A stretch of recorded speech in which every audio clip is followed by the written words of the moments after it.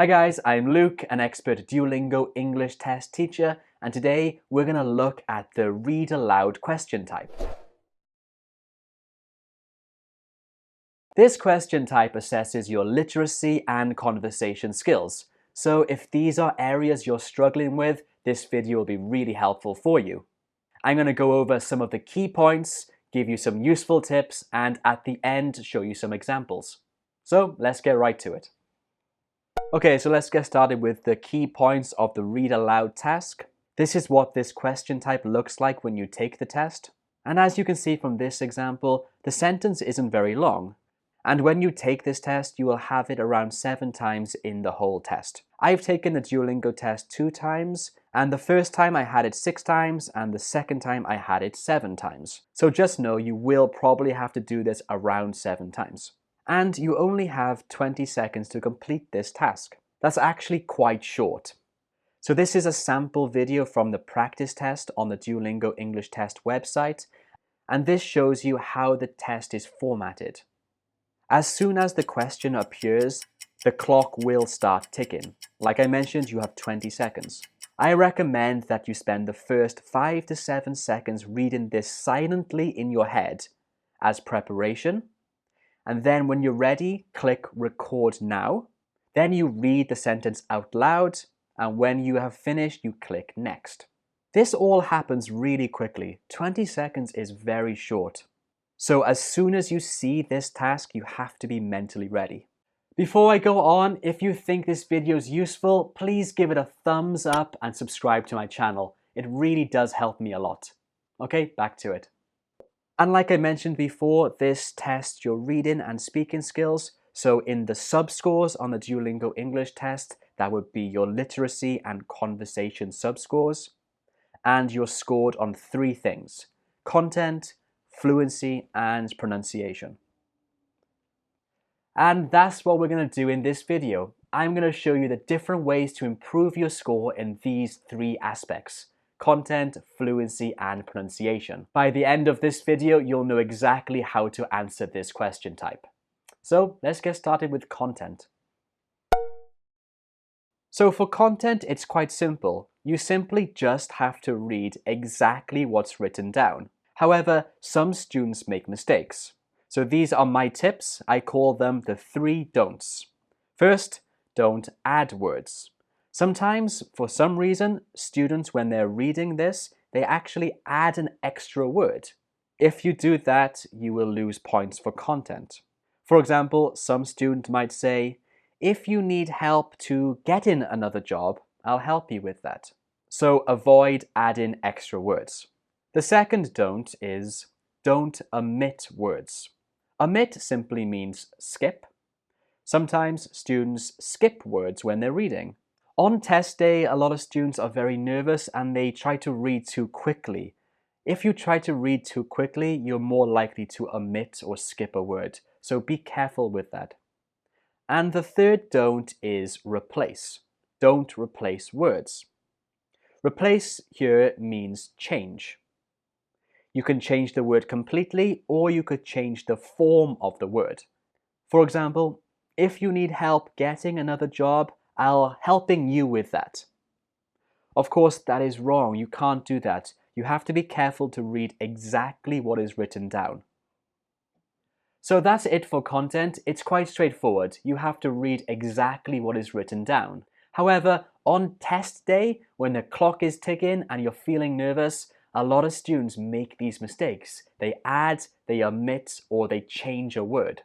So you have to be careful not to do that because you will lose points. To overcome this, I recommend that you practice this task a lot. You can find your own sentences, give yourself a time limit, and read it out loud. This will get you used to the time pressure on this question type. Okay, that's content done. Now let's take a look at fluency. Fluency is the most complicated part of this task, so pay attention here.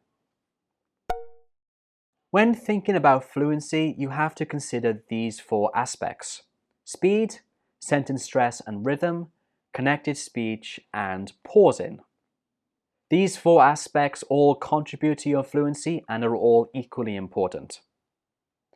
Let's talk about speed first. A lot of students ask me, Do I have to speak really quickly to get a high score on this question type?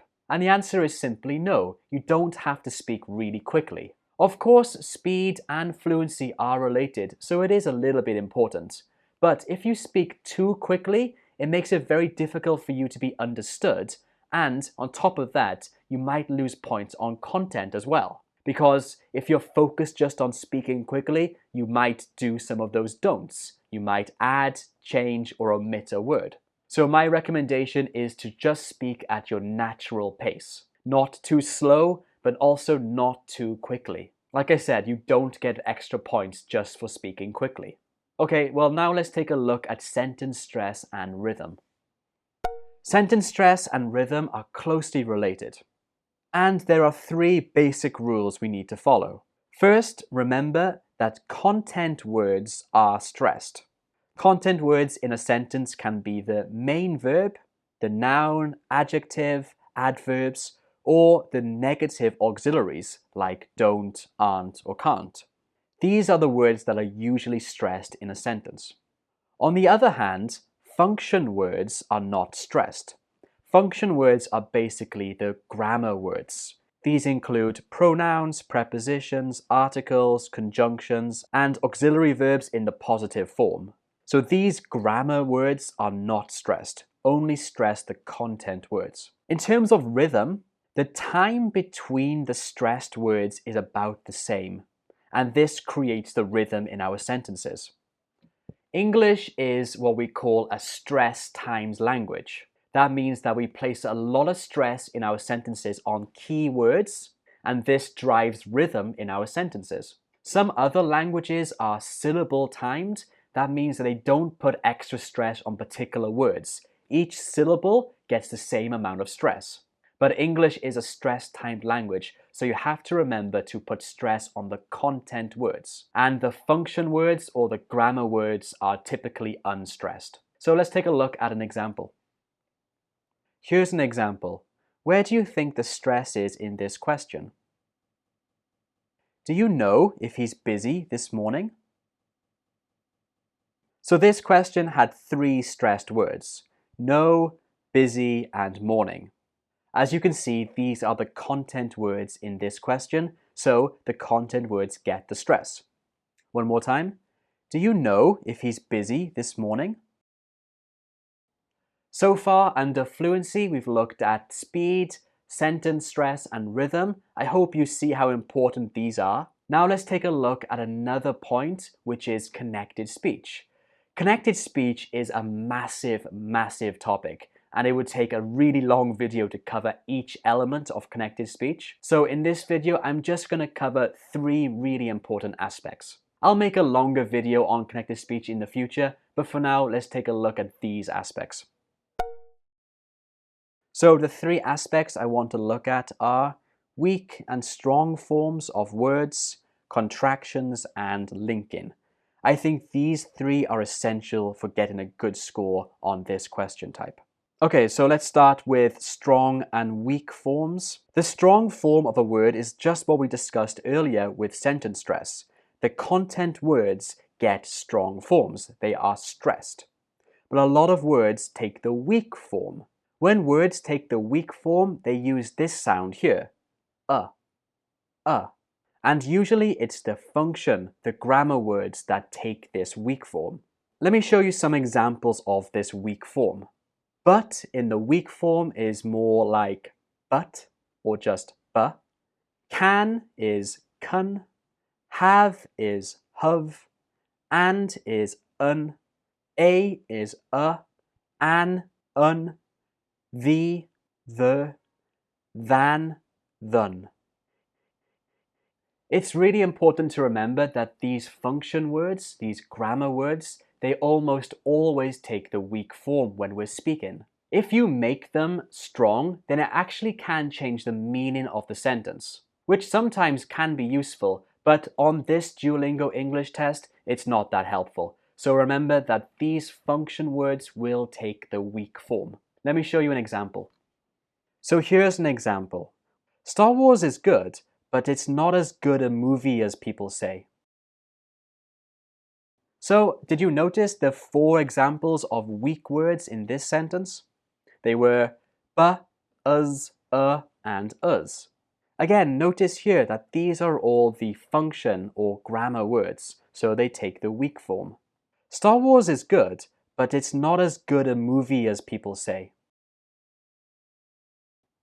So I know this video is a bit complicated so far, but this question type, the read aloud question type, does test your fluency, and so far all of these elements are related to fluency. If you find it confusing, please go back and watch it again. Now let's take a look at another one, which is contractions. Contractions is a bit simpler. Okay, so basically contractions are when 2 words join together. Here are some quick and easy examples. I will becomes I'll, he is, he's, he has, he's, she would, she'd, we have, we've, it had, it'd. Of course, there are more combinations than the ones I've just shown you, but these are the most common. It's usually when a pronoun and a function word join together. I've noticed that sometimes in a Duolingo English test, they actually put the contractions in writing. So you will see I'll as in I''ll. This is really helpful, so you don't have to make a guess, you just have to read it the way it's written. But other times it's not like that, and you have to know these contractions so you can read it very naturally. Okay, now let's look at the last element of connected speech, and it is Linkin. Okay, so for Linkin, let's just take a look at an example. Here's the same sentence that I showed you earlier. Where is the Linkin in this sentence? Star Wars is good, but it's not as good a movie as people say. So I hope you noticed 5 different examples of Linkin here. Now, this is how Linkin works. When one word ends in a consonant sound, but the other begins in a vowel, that consonant links to the next word. For example, wars is, Star Wars is good, Star Wars is good. This rule is quite simple and it's found a lot in other languages too. However, linking can be a bit more complicated. Take a look at the last one, movie as. So movie, of course, ends in a vowel, E, and as begins in another vowel, which is the schwa, When one word ends in a vowel and the other begins in a vowel, then we have to add a consonant in between. The consonant can either be ya, wa, or in British English also r. So in this example, movie yas. Ya is the sound that links these 2 words. To quickly review, for Linkin there are 2 types, consonant to vowel and vowel to vowel. For consonant to vowel, the last consonant links to the next vowel. For vowel to vowel, we have to include another sound. That sound can be ya, wa, or in British English, r. So that's connected speech done for this task. There is a lot more to connected speech, and like I said, I will make a video on that in the future. But for now, definitely try to learn these 3 things. So now let's take a look at the last element of fluency, and that is pausing. In my experience, a lot of students overthink pausing, especially for this task on the Duolingo English test, because it is a reading task. When you're reading a sentence out loud, you need to pay attention to the punctuation marks. This will show you when to pause. Most typically, the punctuation mark you're looking for is the comma. When you see a comma, it is an indication for you to pause. Listen to me say this sentence. If you need help getting another job, I'll help you with that. This comma was an indicator for me to pause here. When you pause, don't pause too long, just pause slightly. Listen to me say this one more time. If you need help getting another job, I'll help you with that. So did you notice that it was just a slight pause? However, it was a pause and you need to be sure to do that. So the rule for pausing is really simple when you're reading. just make sure to pause for a short while whenever you see a comma or a period. Mostly in this question type, you will only be given one sentence to read. And if that sentence is long, it's very likely to include a comma or two. So use those commas as indications of when to pause. Okay, and that's fluency done. We looked at speed, sentence stress, connected speech, and pausing. All of these elements are essential to fluency. So when you practice, make sure to pay attention to all of these. Now let's take a look at pronunciation. In this section, I'm going to focus on the pronunciation of single words rather than whole sentences. Whole sentences is more in the fluency category. So let's take a look here. So for pronunciation, there are four main elements we need to think about. Vowel sounds is a very important one, in particular long and short vowels. For example, the long and short E, sit and seat, fit, feet, and so on. All consonant sounds are very important. In addition to consonant sounds, you should think about consonant clusters. This is when some consonants are joined together. For example, stra, strike, dra, drink, spla, splash. This can be really tricky to pronounce for a lot of students, so definitely practice the consonant clusters. And the last one is word stress. Make sure that when you learn new words in English, you learn where the stress is in the particular word. There are so many rules for word stress, too much for this video, but in the future I will make a video on word stress for you. Okay, so those were the three elements you're going to be scored on: content, fluency, and pronunciation. Now let's take a look at some examples. I'm going to show you a couple examples, give you 20 seconds to read it out loud, then I will read it. I want you to listen and repeat after me, and then we'll study the examples together. Sound good? Well, let's get started.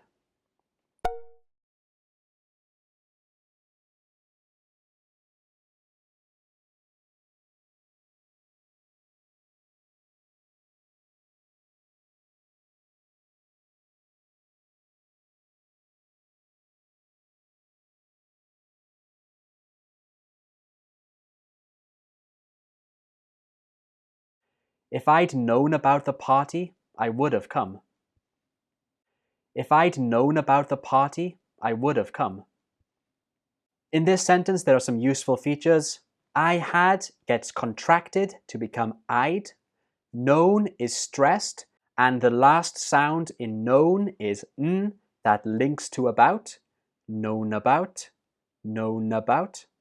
The takes the weak form to become the. Party is stressed. The comma indicates a place you should take a break. I would have can be connected to become I'd have, or you can say it I would have. Both are acceptable. And the last word come is the main verb, so it does get the stress. One more time. If I'd known about the party, I would have come.